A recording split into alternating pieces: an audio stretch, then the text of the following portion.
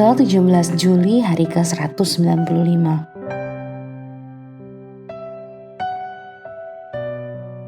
Bacaan Yesaya pasal 1 sampai dengan pasal 4. Agama Yahudi yang dangkal. Garis besar, saat terjadi sekitar 740 sebelum Masehi, latar belakang Yehuda, kerajaan selatan. Yehuda mengalami kepunahan di tangan orang-orang Asyur yang kejam. Di masa gawat darurat nasional ini, Allah mengirim Yesaya, seorang pria unik dengan pesan yang tidak menyenangkan. Bangsa Yehuda mengalami pembusukan akibat dosa dan siap untuk mendapatkan penghukuman. Kebiasaan mereka berbuat dosa terkait penyembahan berhala, kemunafikan, ketidakadilan, dan korupsi tidak luput dari perhatian Tuhan. Kebenaran murkanya akan segera jatuh ke atas raja dan rakyat biasa, sehingga semua orang dapat belajar bahwa Tuhan yang Maha Kuasa tidak dapat dan tidak boleh dipermainkan.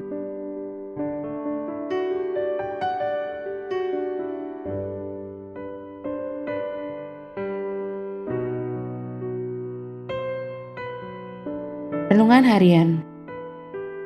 Kebenaran itu menyakitkan. Tidak ada yang keberatan melihat ke cermin, asalkan gambar yang dipantulkan kembali menyanjung pemirsanya. Tetapi izinkan cermin itu untuk menggambarkan kebenaran yang menyakitkan tentang kondisi sejati seseorang, dan Anda mungkin akan berakhir dengan perasaan yang menyakitkan atau sebuah cermin yang rusak.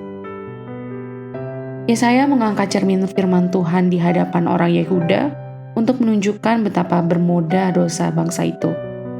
Dan ketika dia melakukannya, baik nabi maupun orang-orang tidak menyukai apa yang mereka lihat. Namun terlepas dari gambaran suram, ada harapan jika orang-orang menanggapi undangan Allah. Jika Anda pernah mencoba menghilangkan noda merah dari bahan katun putih, Anda tahu betapa tidak mungkinnya hal itu dilakukan. Yesaya pasal 1 ayat 18 akan menunjukkan kepada Anda bagaimana dosa Anda dibersihkan dari noda dosa yang paling kelam.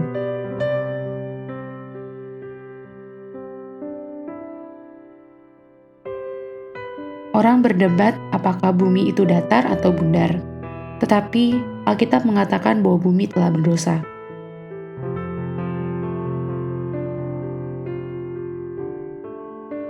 Pendalaman.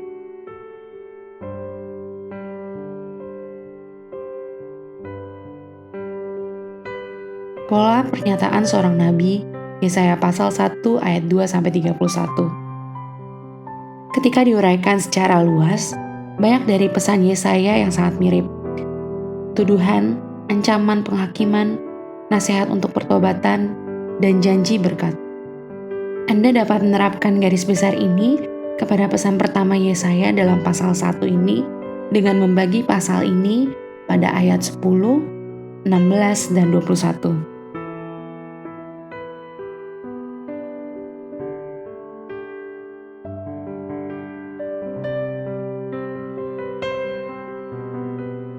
Gambar yang mengingatkan, Yesaya pasal 4 ayat 5. Segumpal awan pada waktu siang dan segumpal asap serta sinar api yang menyala-nyala pada waktu malam.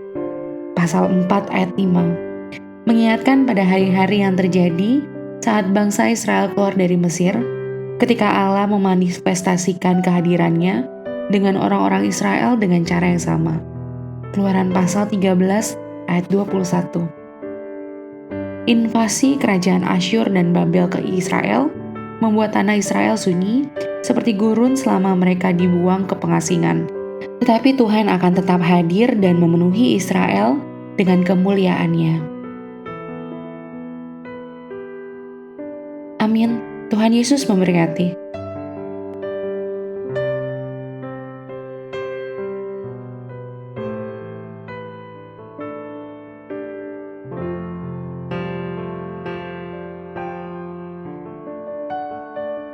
Kitab Yesaya, Yesaya pasal 1, bagian pertama. Nubuat tentang Yehuda dan Yerusalem. Judul: Penglihatan yang telah dilihat Yesaya bin Amos tentang Yehuda dan Yerusalem dalam zaman Uzia, Yotam, Ahaz, dan Hizkia, raja-raja Yehuda. Pengaduan tentang bangsa yang tidak setia itu. Dengarlah hai langit, dan perhatikanlah hai bumi. Sebab Tuhan berfirman, Aku membesarkan anak-anak dan mengasuhnya, tetapi mereka memberontak terhadap Aku. Lembu mengenal pemiliknya, tetapi Israel tidak. Keledai mengenal palungan yang disediakan tuannya, tetapi umatku tidak memahaminya. Celakalah bangsa yang berdosa, kaum yang syarat dengan kesalahan, keturunan yang jahat-jahat, anak-anak yang berlaku buruk. Mereka meninggalkan Tuhan, menista yang Maha Kudus Allah Israel, dan berpaling membelakangi Dia. Di mana kamu mau dipukul lagi, kamu yang bertambah murtad, seluruh kepala sakit, dan seluruh hati lemah lesu. Dari telapak kaki sampai kepala tidak ada yang sehat, bengkak dan bilur dan luka baru, tidak dipijit dan tidak dibalut, dan tidak ditaruh minyak. Negerimu menjadi sunyi sepi, kota-kotamu habis terbakar. Di depan matamu orang-orang asing memakan hasil dari tanahmu. Sunyi sepi negeri itu, seolah-olah ditunggang balikan orang asing. Putri Sion tertinggal sendirian, seperti pondok di kebun anggur, seperti gubuk di kebun mentimun, dan seperti kota yang terkepung. Seandainya Tuhan semesta alam tidak meninggalkan pada kita sedikit orang yang terlepas, kita sudah menjadi seperti Sodom dan sama seperti Gomora. Bertobat lebih baik dari mempersembahkan korban. Dengarlah firman Tuhan, hai pemimpin-pemimpin manusia Sodom. Perhatikanlah pengajaran Allah kita, hai rakyat manusia Gomora. Untuk apa itu korbanmu yang banyak-banyak, firman Tuhan? Aku sudah jemu akan korban-korban bakaran, berupa domba jantan, dan akan lemak dari anak lembu gemukan, darah lembu jantan dan domba-domba, dan kambing jantan tidak kusukai. Apabila kamu datang untuk menghadap di hadiratku, siapakah yang menuntut itu daripadamu? Bahwa kamu menginjak-injak pelataran bait suciku. Jangan lagi membawa persembahanmu yang tidak sungguh, sebab baunya adalah kejijikan bagiku. Kalau kamu merayakan bulan baru dan Sabat, atau mengadakan pertemuan-pertemuan, aku tidak tahan melihatnya, karena perayaanmu itu penuh kejahatan. Perayaan-perayaan bulan barumu, dan pertemuan-pertemuanmu yang tetap, aku benci melihatnya. Semuanya itu menjadi beban bagiku. Aku telah payah menanggungnya. Apabila kamu menadahkan tanganmu untuk berdoa, aku akan memalingkan mukaku. Bahkan sekalipun kamu berkali-kali berdoa, aku tidak akan mendengarkannya. Sebab tanganmu penuh dengan darah. Basuhlah, bersihkanlah dirimu. Jauhkanlah perbuatan-perbuatanmu yang jahat dari depan mataku. Berhentilah berbuat jahat. Belajarlah berbuat baik. Usahakanlah keadilan. Kendalikanlah orang kejam. Belalah hak anak-anak yatim. Perjuangkanlah perkara janda-janda. Marilah, baiklah kita berperkara, firman Tuhan. Sekalipun dosamu merah seperti kirmisi, akan menjadi putih seperti salju. Sekalipun berwarna merah seperti kain kesumba, akan menjadi putih seperti bulu domba. Jika kamu menurut dan mau mendengar, maka kamu akan memakan hasil baik dari negeri itu. Tetapi jika kamu melawan dan memberontak, maka kamu akan dimakan oleh pedang. Sungguh, Tuhan yang mengucapkannya. Hukuman atas Yerusalem. Bagaimana ini, kota yang dahulu setia, sekarang sudah menjadi sundal. Tadinya penuh keadilan, dan di situ selalu diam kebenaran, tetapi sekarang penuh pembunuh. Perakmu tidak murni lagi, dan arakmu bercampur air. Para pemimpinmu adalah pemberontak, dan bersekongkol dengan pencuri. Semuanya sudah menerima suap, dan mengejar sogok. Mereka tidak membela hak anak-anak yatim, dan perkara janda-janda tidak sampai kepada mereka. Sebab itu demikianlah firman Tuhan, Tuhan semesta alam, yang maha kuat pelindung Israel. Aku akan melampiaskan dendamku kepada para lawanku, dan melakukan pembalasan kepada para musuhku. Aku akan bertindak terhadap engkau. Aku akan memurnikan perakmu dengan garam soda, dan akan menyingkirkan segala timah daripadanya. Aku akan mengembalikan para hakimmu seperti dahulu, dan para penasihatmu seperti semula. Sesudah itu engkau akan disebutkan kota keadilan, kota yang setia. Sion akan kubebaskan dengan penghakiman yang adil, dan orang-orangnya yang bertobat akan kubebaskan dengan tindakan yang benar. Tetapi orang-orang yang memberontak dan orang-orang berdosa akan dihancurkan bersama, dan orang-orang yang meninggalkan Tuhan akan habis lenyap. Sungguh, kamu akan mendapat malu karena pohon-pohon keramat yang kamu inginkan, dan kamu akan tersipu-sipu karena taman-taman dewa yang kamu pilih. Sebab kamu akan seperti pohon keramat yang daunnya layu, dan seperti kebun yang kekurangan air, maka yang kuat menjadi seolah-olah kapas, dan pekerjaannya menjadi seolah-olah bunga api. Keduanya menimbulkan api, dan tidak ada yang dapat memadamkan. Yesaya pasal 2. Sion sebagai pusat kerajaan damai. Firman yang dinyatakan kepada Yesaya bin Amos tentang Yehuda dan Yerusalem akan terjadi pada hari-hari yang terakhir. Gunung tempat rumah Tuhan akan berdiri tegak di hulu gunung-gunung dan menjulang tinggi di atas bukit-bukit. Segala bangsa akan berduyun-duyun ke sana, dan banyak suku bangsa akan pergi serta berkata, "Mari kita naik ke gunung Tuhan, ke rumah Allah Yakub, supaya Ia mengajar kita tentang jalan-jalannya, dan supaya kita berjalan menempuhnya.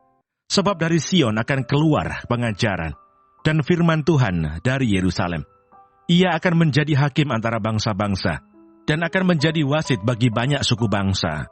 Maka mereka akan menempa pedang-pedangnya menjadi mata bajak, dan tombak-tombaknya menjadi pisau pemangkas. Bangsa tidak akan lagi mengangkat pedang terhadap bangsa, dan mereka tidak akan lagi belajar perang.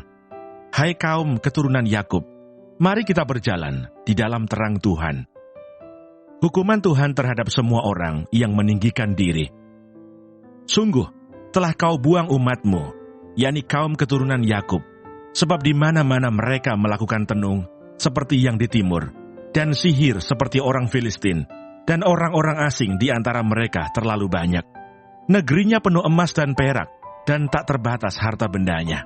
Negerinya penuh kuda, dan tak terbatas jumlah keretanya. Negerinya penuh berhala-berhala. Mereka sujud menyembah kepada buatan tangannya sendiri, dan kepada yang dikerjakan oleh tangannya. Maka manusia ditundukkan, dan orang direndahkan. Janganlah ampuni mereka.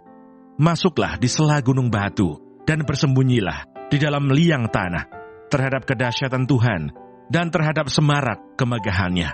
Manusia yang sombong akan direndahkan, dan orang yang angkuh akan ditundukkan, dan hanya Tuhan sajalah yang maha tinggi pada hari itu.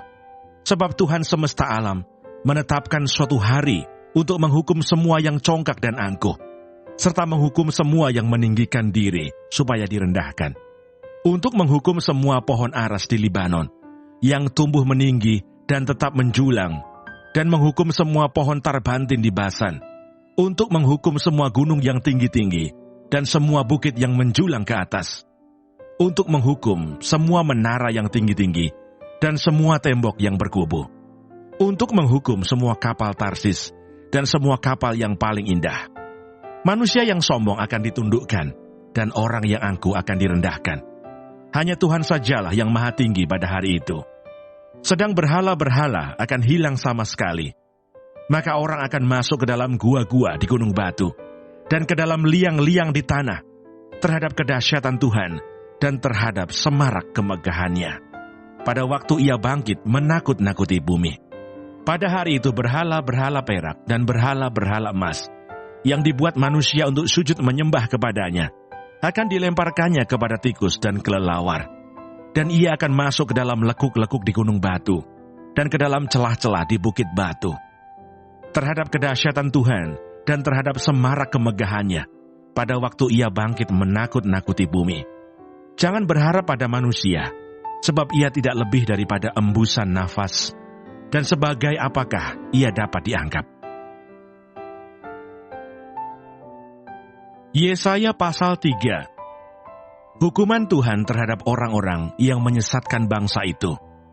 Maka sesungguhnya Tuhan semesta alam, akan menjauhkan dari Yerusalem dan dari Yehuda setiap orang yang mereka andalkan, segala persediaan makanan dan minuman, pahlawan dan orang perang, hakim dan nabi, petenung dan tua-tua, perwira dan orang-orang yang terpandang, penasehat dan ahli sihir, dan orang yang paham mantra.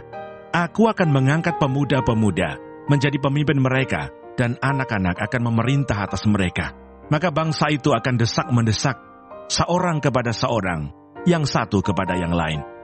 Orang muda akan membentak-bentak terhadap orang tua, orang hina terhadap orang mulia. Sehingga apabila seorang memegang saudaranya di rumah ayahnya dan berkata, "Engkau masih mempunyai jubah, jadilah pemimpin kami, dan reruntuhan ini di bawah kuasamu." Maka pada waktu itu saudaranya akan menjawab, "Aku tidak mau menjadi tabib. Di rumahku tidak ada roti dan tidak ada jubah. Janganlah angkat aku menjadi pemimpin bangsa." Sungguh, Yerusalem telah runtuh dan Yehuda telah rubuh. Sebab perkataan mereka dan perbuatan mereka melawan Tuhan, dan mereka menantang kemuliaan hadirat-Nya. Air muka mereka menyatakan kejahatan mereka, dan seperti orang Sodom, mereka dengan terang-terangan menyebut-nyebut dosanya, tidak lagi disembunyikannya. Celakalah orang-orang itu, sebab mereka mendatangkan malapetaka kepada dirinya sendiri.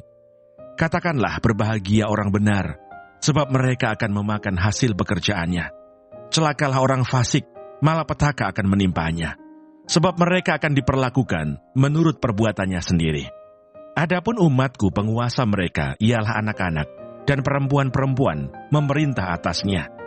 Hai umatku, pemimpin-pemimpinmu adalah penyesat, dan jalan yang kamu tempuh mereka kacaukan.